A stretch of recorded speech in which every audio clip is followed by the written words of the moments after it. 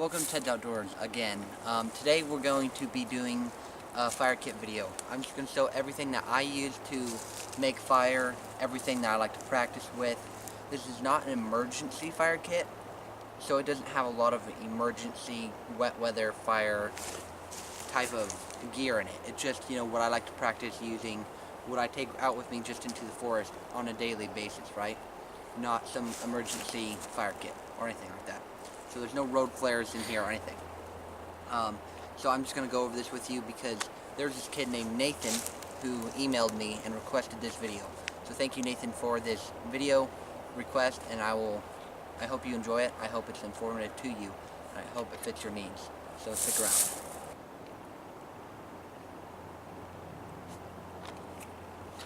So again, this is just going to be on my fire kit real quick.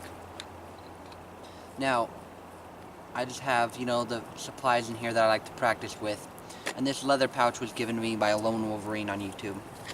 And the first item in here is something that not a lot of people use, but I just love using it. It's one of my favorite ways to start a fire. And this is a magnifying glass. I got this from selfrelianceoutfitters.com. You can see the Dave Canterbury logo right there. And just one of his magnifying glass is... This is about times 7 lens, I think. So it's definitely quite easy to start a fire with. I have no trouble starting a fire with this. I was surprised at actually how easy it is because not a lot of people know that it's so easy. They think it's some long time and going way to start a fire. But it's quite easy. With the right lens, anyway. And then I just have one wet fire in here. Just one. Just in case I need just a little bit of emergency supplies, but there's not much in here. I just have one of those. What's a wet fire? A wet fire is a store-bought tinder that's pre-made for starting fire in like wet weather, because these are completely waterproof. And you strike savings into a pile from that and then light it. And then in here I have a piece of horseshoe fungus, and this is just stuff I foraged myself. And I love using this for a tinder with a magnifying glass and then just scraping into a pile and using with my ferro rod. That works quite well. That is either tinder fungus or horseshoe fungus. I don't know exactly which, or they might both be the same thing. I'm not very fluent in that sort of thing.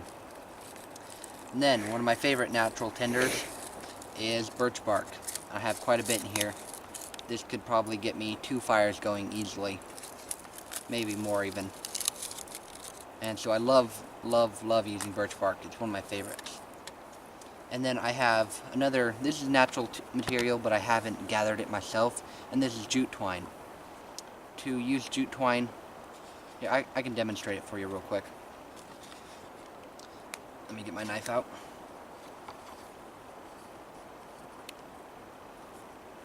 I'll just demonstrate this for you. I'm just going to fluff it up quite a bit.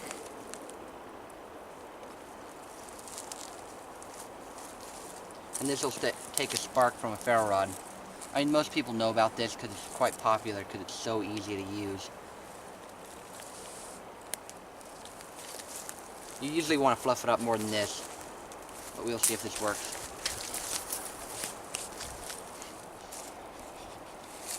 Just to demonstrate it real quick.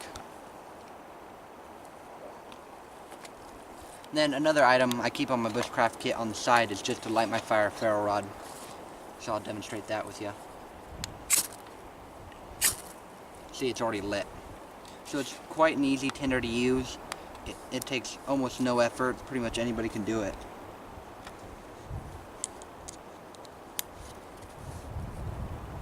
And it stays lit pretty well. So I'll just let that burn right there. And then, yeah, so another thing is, light my fire ferro rod. I always keep one of those on the side. So yeah, just a ferro rod. Pretty straightforward. Okay, now we're going to get onto my tin, which has, this is just an Altoids type tin, but this is made by Essie, or given to me by Essie with this fire steel. And this is an actual fire steel. This is a ferro rod, and this is a fire steel. I don't know if I just called that a fire steel, but I try not to. This right here is a fire steel. You can get sparks with a piece of flint. With this. I don't know if you're picking that up on the camera. They're very hard to see on camera. It's not a very good piece. Do you see that? A little bit. I will see if I can light some char cloth. I do need another piece of flint.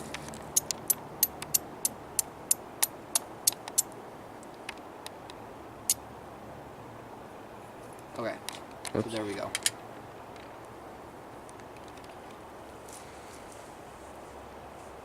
So that is already lit. And this will just burn and burn and burn. I don't know if you can see it on the camera or not. You can't. You can't? Okay. So this is now, it's not on fire, but you might be able to see smoke from it.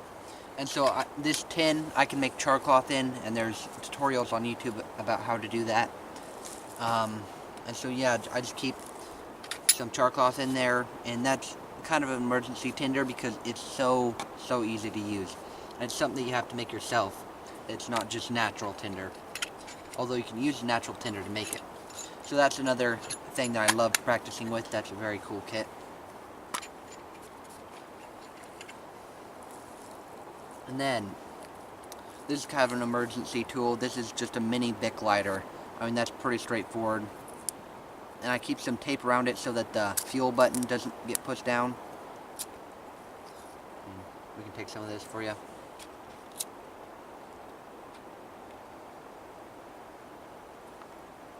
So pretty straightforward tinder or ignition device. That's just for, you know, kind of emergencies. I almost never use a Bic lighter in the woods because I just don't like to if I can avoid it. And then I have some fat wood. Fat wood is another one of my favorite tinders.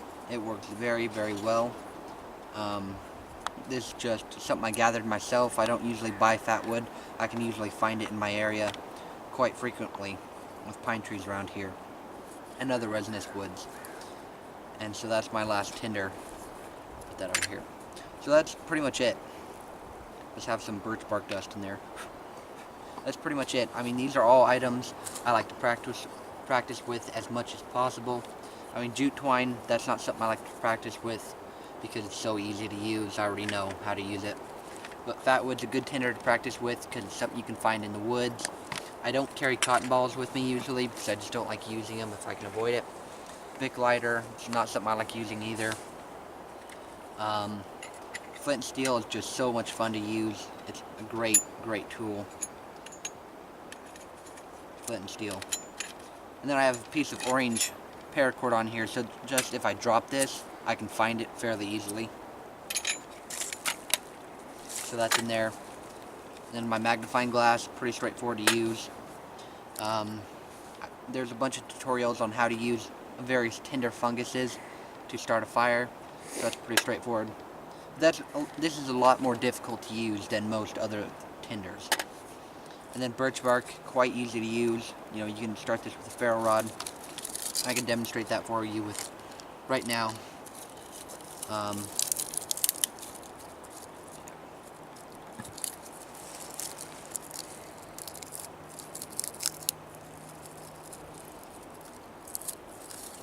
There's several ways you can light this, but with this fine layers right here, you can just straight up light it. You don't have to scrape along it with a knife or anything.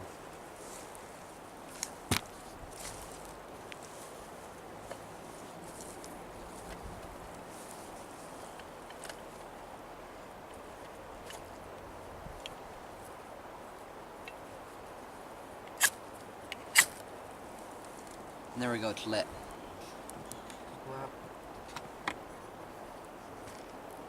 So very easy to use, not difficult.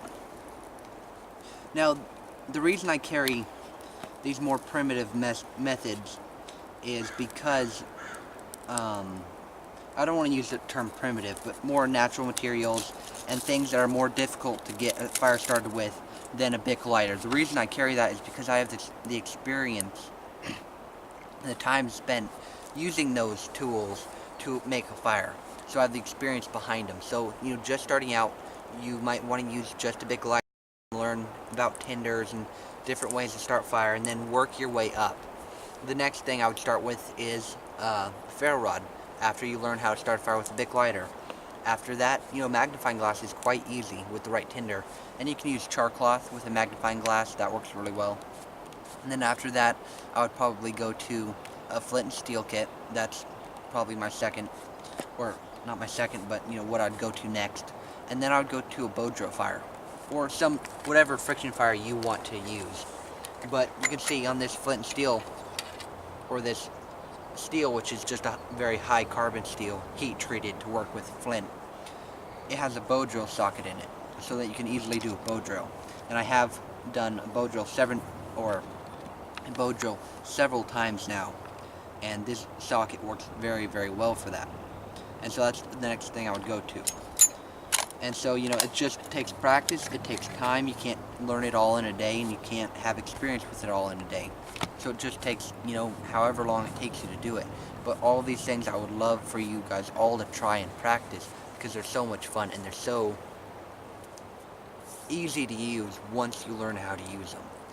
And that just comes with time. They're not going to be easy the first time you use it. It's all going to take time, and it's all going to take experience. So thank you to Nathan for recommending this video, and thank you guys all for watching. I appreciate your views and everything you do for me, whether it's liking, sharing, subscribing, commenting, and subscribing. It all means a lot, and I really do appreciate it. So thank you guys for watching.